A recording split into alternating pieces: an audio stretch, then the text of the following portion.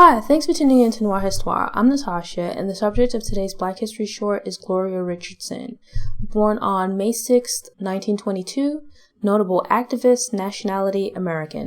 Gloria Sinclair Hayes was born in Baltimore, Maryland, and moved to Cambridge, Maryland with her parents at the age of 6. Her mother was a member of the Sinclair family, which had been free prior to the Civil War. The St. Clairs were relatively well off for their day, as they owned a grocery store, butcher shop, funeral home, and some family members were lawyers and public officials. Several of the men in the family were referred to as racemen, a term which was used at the time to describe black men who worked to improve conditions for black people.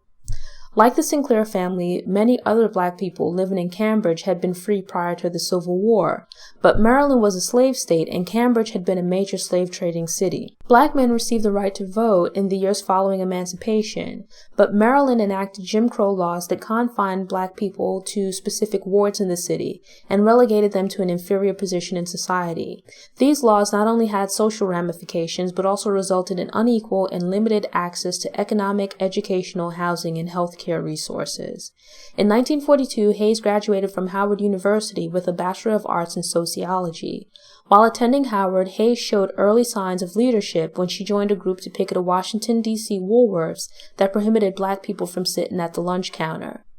After graduation, Hayes remained in D.C. to work for the federal government during World War II. Despite her college education, work experience, and connections, Hayes was unable to find employment upon returning to Cambridge. Fortunately, she was able to work at one of her family's businesses, but the experience exposed her to the difficulties that black people face when trying to find a job. Hayes went on to marry Harry Richardson and primarily focused on her family for the next decade. When SNCC arrived in Cambridge in 1961, Richardson's daughter became involved with student protests and boycotts. Other St. Clair relatives helped post bail for the protesters. Gloria Richardson contributed to the creation of the Cambridge Nonviolent Action Committee, CNAC, which functioned as a local SNCC affiliate for adults. In what became known as the Cambridge Movement, students and organizers assessed and attempted to seek redress for the needs of the local black community. Unlike the broader civil rights movement, the Cambridge Movement was more confrontational, did not adhere to the ideology of nonviolence, and also addressed specific economic needs of the community beyond civil rights. The CNAC continued its demonstrations, which put the organization at odds with the Kennedy administration and other civil rights groups.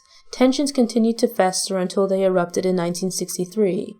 CNAC protests resulted in the governor calling in the National Guard and placing Cambridge under martial law.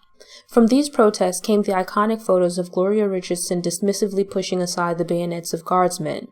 There was no single defining moment that de-escalated the conflict, but rather the movement eventually simmered down. President Lyndon B. Johnson signed the Civil Rights Act of 1964, which desegregated public facilities and education, addressing several of the movement's concerns.